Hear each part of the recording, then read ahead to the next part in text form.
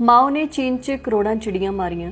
ਚਿੜੀਆਂ ਮਰਨ ਦੇ ਨਾਲ 4 ਕਰੋੜ ਬੰਦਾ ਮਰ ਗਿਆ ਤੇ ਚਿੜੀਆਂ ਮਾਰਨ ਵਾਲੇ ਇਸ ਮਾਓ ਨੂੰ ਦੁਨੀਆ ਦੇ ਮਹਾਨ ਇਨਕਲਾਬੀਆਂ 'ਚ ਗਿਣਿਆ ਜਾਂਦਾ ਹੈ।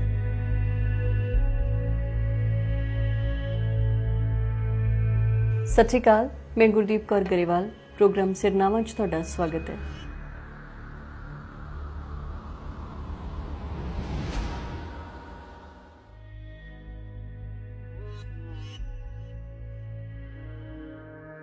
अन्नी विग्यानक सोच का प्रचार करने वाले इस गल का बहुत रौला पाते हैं कि धर्म बहुत खतरनाक हुंदा। धर्म के नां ते हुंदियां लड़ाइयां च करोड़ां लोग मारे गए, पर कदे किसी ने सुनिया कि धर्म ने किसी जीव जंतु या किसी कीड़े की नस्ल ही खत्म कर दी होवे।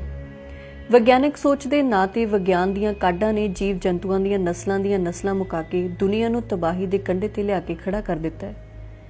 अन्नी विग्यानक सोच के नां ते कुदरत के आले भोलियां दे कतलेआम की एक कहानी अज तुहाडे नाल सांझी करते हां।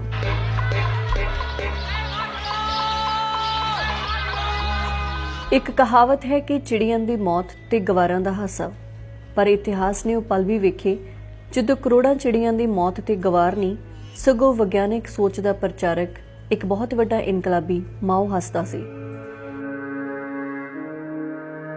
दुनिया के इनकलाबी 4 करोड़ लोगों की मौत का कारण बनिया। यह वाक़ा 1958 विच होया जदों माओ ने फैसला किया कि चीन की माली हालत सुधारन लई वड्डे इनकलाबी सुधार किए जाण। उस समय चीन का सारा रोटी पानी खेती के सिर ते ही चलदा सी। माओ चीन नूं दुनिया की सब तो वड्डी ताकत बनाउणा चाहुंदा सी। उस समय इंग्लैंड ते अमरीका दुनिया के 2 तकड़े देश सन। माओ का निशाना चीन नूं अमरीका तो भी अगे ले जाना सी। माओ ने उस समय नारा दिता कि अगे नूं एक होर छाड़। उसने खेती विच नवे सुधार लागू किए।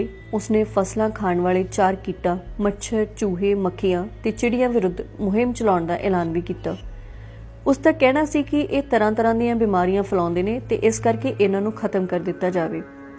चीनी विग्यानियां ने अपनी महान विग्यानक सोच का प्रगटावा करते हुए खोज की कि एक चिड़ी साल विच 4.5 किलो अनाज खा जाती है। उन्होंने हिसाब लाया कि एक साल विच चिड़ियां किन्ने अरबां टन अनाज खा जांदियां होणगियां। जेकर चिड़ियां ही मार दित्तियां जाण तां इह अनाज बर्बाद होण तो बच जावेगा। एक मुहिम नहीं सगों एक तरह की जंग सी जिस विच 5 साल के बच्चों तो लैके फौज के जवान तक शामिल हुए। चूहे, मक्खियां ते मच्छरां नूं मारना औखा सी, पर चिड़ी आम ही नज़र आउंदी सी। इस करके उन्होंने सारा ध्यान इस दे शिकार ते ला दिता। चीनी लोग ढोल वजा के चिड़ियां नूं भजाउंदे।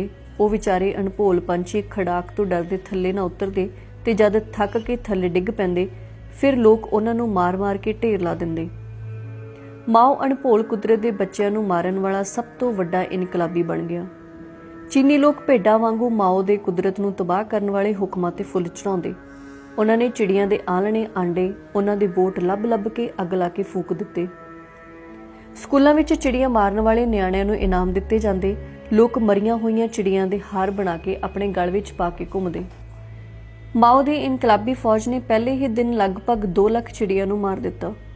एक साल विच 1 अरब चिड़ियां नूं खत्म कर दिता गया।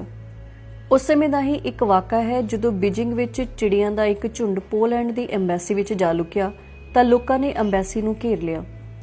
एम्बैसी ने चिड़ियां नूं बाहर कड्ढण तो इनकार कर दिता। लोग ढोल वजाउण लग पे।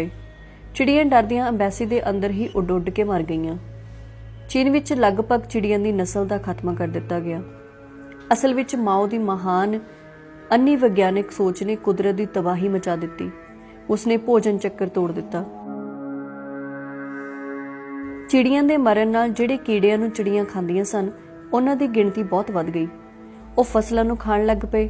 इस नाल टिड्डियां बहुत वध गईयां जिन्हां ने करोड़ां हैक्टेयर च खड़ी फसल बर्बाद कर दी। इस नाल फसलों का काल पै गया। लोग भुखमरी का शिकार हो गए। फिर महान विग्यानक सोच के मालिक इनकलाबी माओ नूं पता लग्या कि यह तो बहुत वड्डा आत्मघाती कदम है।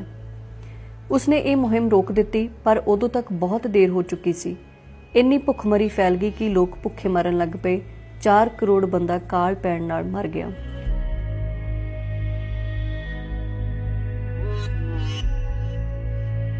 पंजाब च तरकशील सुसाइटी विग्यानक सोच नाल करोड़ां बंदियां नूं मारन वाले माओ नूं अपना प्रेरणा स्रोत मानदी है। ਪੰਜਾਬ ਦੀ ਖੇਤੀਬਾੜੀ ਨੂੰ ਵੀ ਅੰਨੀ ਵਿਗਿਆਨਿਕ ਸੋਚ ਨੇ ਤਬਾਹ ਕਰ ਦਿੱਤਾ। ਸਾਡੇ ਬਾਬੇ ਸਦੀਆਂ ਤੋਂ ਬਿਨਾਂ ਜ਼ਹਿਰਾਂ ਤੋਂ ਖੇਤੀ ਕਰਦੇ ਸਨ, ਪਰ ਪੜ੍ਹੇ ਲਿਖੇ ਸਕਾਲਰਾਂ ਨੇ ਵਿਗਿਆਨਿਕ ਸੋਚ ਨਾਲ ਖੋਜ ਕਰਕੇ ਦੱਸਿਆ ਕਿ ਜ਼ਹਿਰਾਂ ਨਾਲ ਖੇਤੀ ਕਰੋ। ਅੱਜ ਪੰਜਾਬ ਦਾ ਮਿੱਟੀ, ਪਾਣੀ, ਹਵਾ ਸਭ ਜ਼ਹਿਰ ਨਾਲ ਭਰ ਗਿਆ।